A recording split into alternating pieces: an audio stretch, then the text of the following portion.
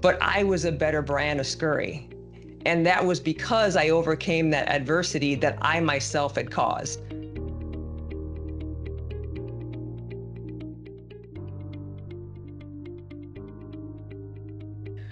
Well, I will say this, in football in particular, when you're competing for World Cups or Olympics or Euros or, a qualifying event, you really don't need much more than to understand what's at stake.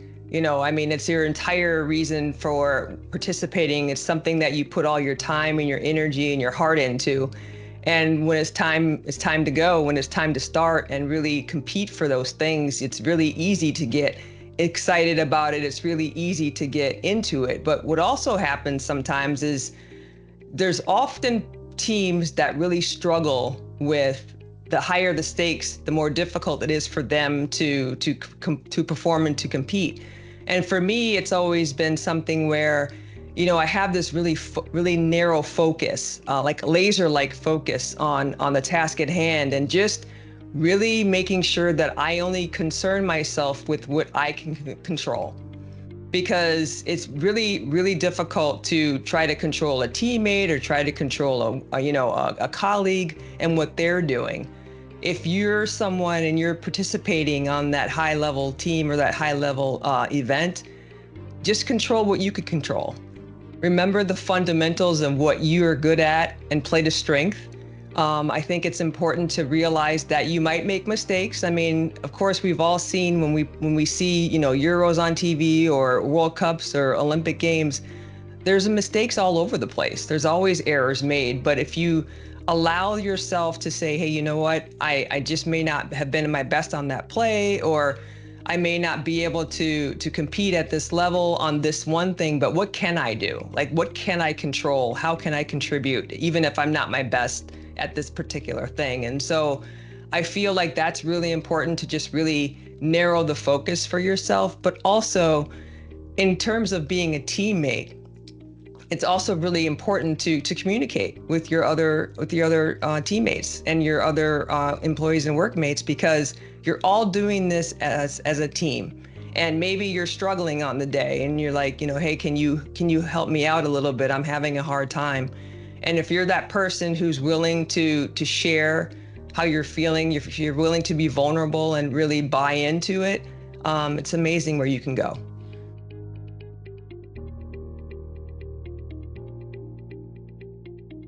Well, leadership is really, really interesting to me, because with my history and playing on the national team, we used to talk about piano players and piano carriers.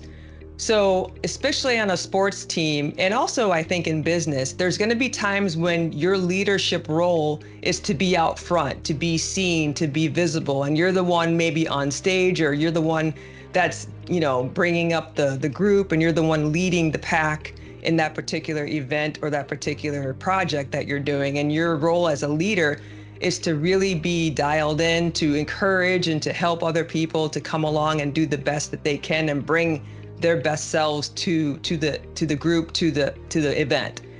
But on the other hand, there's also times when you're leading from the back, or you're carrying the piano, for example, like I said. And so piano carriers are just as important as the piano player. So if you're playing a supporting role, or if you're normally the leader on a project, but this particular project you're not, always understand and remember that everybody's role is important.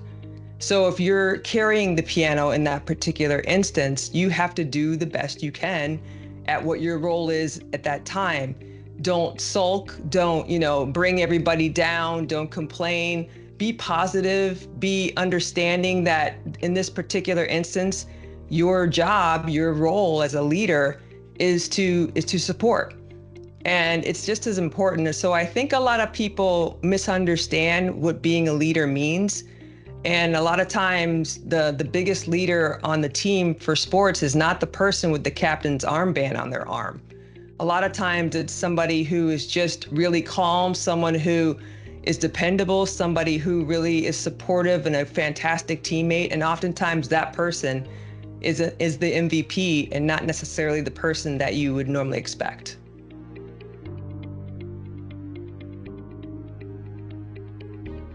Absolutely. I mean, I have several instances, but one of my most I would say most difficult ones is the one I usually tend to share.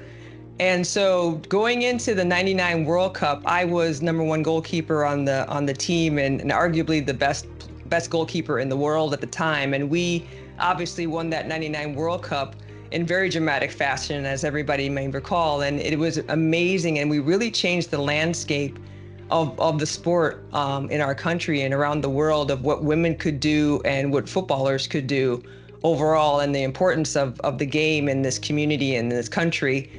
But after that, all of a sudden I was famous, right? So after that game, everybody knew me, they recognized me, and I was doing all this traveling back and forth from one coast to the other coast and all these different events. And I lost track of what was most important at the time. I was really feeding into all the hoopla and the fame, and I was drinking my own Kool-Aid, basically. And so I was really diving into that. But what I wasn't doing was I wasn't being, tight and fit on what I was eating. I wasn't being in the gym. I wasn't being understanding and being the Briana Scurry that I needed to be in terms of the footballer. I was really soaking in all this fame. And before you knew it, I had gained 25 pounds over the course of several months because I wasn't focusing on what I needed to focus on. I wasn't keeping at least a standard that was really high of what I was doing. And so I ended up losing my position the very next year.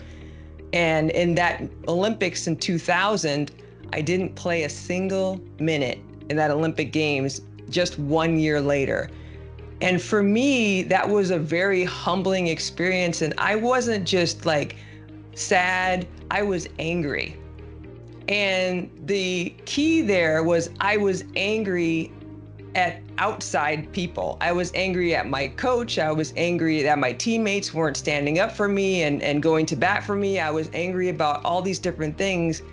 And it wasn't until I got a picture in the mail from a reporter who wanted me to sign an autograph that I saw what the truth was. And the truth was I was the one that I should be angry at, because I was the one that sabotaged my success. I was the one that took my eye off the ball. And so at that minute, when I saw that picture, I knew what I had to do. So I had to basically change everything. I started, working out more. I basically lived at the gym. I started researching online. How can I better my nutrition? How can I better my strength? What types of activities can I do to make myself a better goalkeeper? And I wanted to be the best Briana Scurry I could be, not just better than the second or third string goalkeeper. I wanted to be the best me I could be. And so when I made that change and decided that I was the one that I could control that I was the one that was going to make the effort to be the best me I could be, then I was actually better than the 1999 Briana. So in the next couple of years, I really made a change, and I took responsibility for the fact that I let my teammates down. I let myself down. I let my coach down, and I apologized. And I took ownership of my role in the situation. And I was, in fact, better in 2004 than I was in 99, even though that Olympic Games wasn't seen as much by people and it wasn't as amazing of a finish or as impactful, but I was a better Briana Scurry. And that was because I overcame that adversity that I myself had caused with the sabotage of my fitness and of my understanding and of my focus. And so for me, it's a really interesting story because I think people like it because I'm really being vulnerable with what happened. And a lot of times people don't even want to talk about it when it doesn't go their way. When something goes sideways, oftentimes you really figure out what you're made of and who you are. And, when you have a lot of success, you don't look at it, you don't scrutinize it, you don't look at it under a microscope like you do when you're having difficulty or you're having failure. So for me, I really got to know who I was in that time when I was struggling. And I feel like I became a stronger person because of it.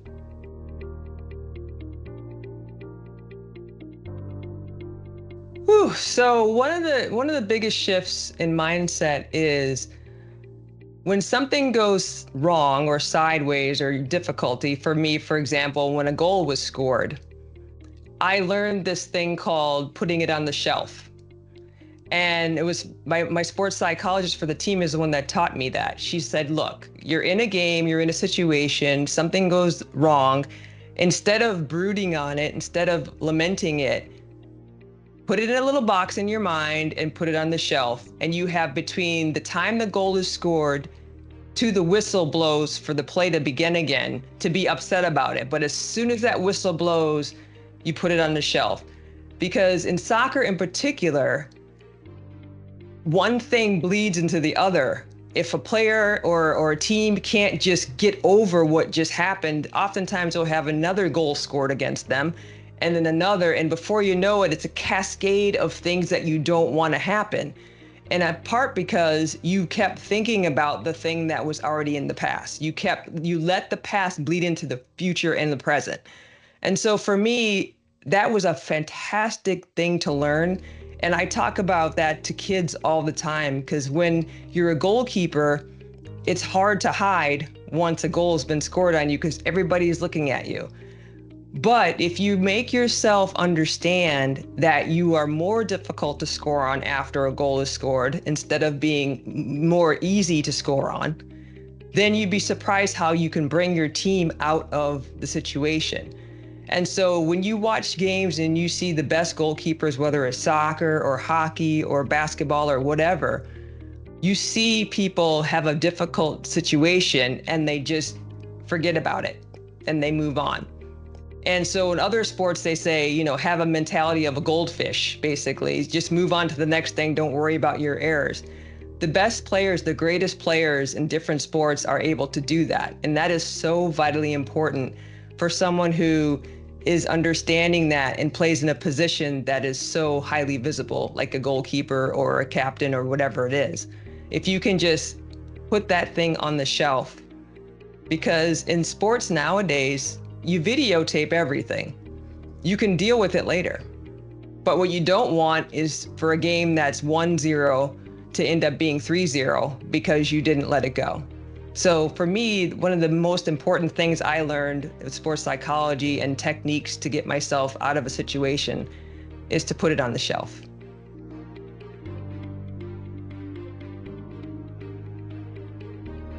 Oh, well, so for me, I made a lot of impact the first 40 years of my life with my teammates and on the national team, whether it was Olympic team or World Cup team. We made an impact and a ripple effect for millions of young girls and boys and everywhere, all over the world.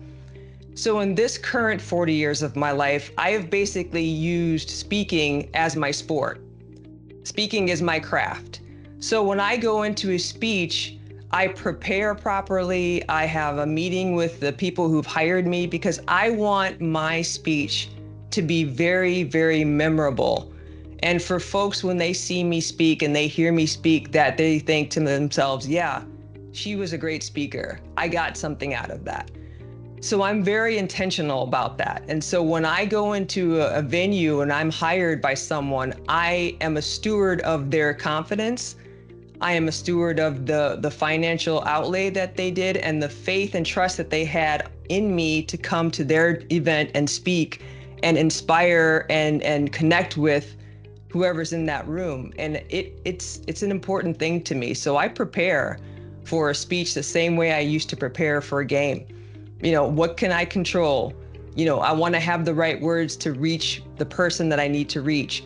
And so when I'm done speaking, people feel like, that hour or however long was worth it. Because so many times in this day and age, from what I'm told, when you have speakers, they're talking about their agendas and they have certain things that they want to discuss. And there's a lot of things that's necessary for. But for me, I want you to see in my journey yourself. Hey, she went through this difficult thing and I'm going through something difficult. And she just said, let me try this or do that. Or yeah, my friend is really struggling with her mental health. Maybe I can just go and listen She said, you know, it's important to listen and not try to fix her. I'm just going to go and listen and be a good friend. Or, hey, my kid's really struggling with this or that in school. Maybe I could just sit her down and say, hey, honey, tell me what's on your mind, what's on your heart. And so when I go and I speak with people, I want them to be able to take away from that speech something that they can use in their life. And I want them to see a piece of themselves in me. And so that is how I make a bigger impact than I made in the first 40 years of my life in the second 40 years on the stage.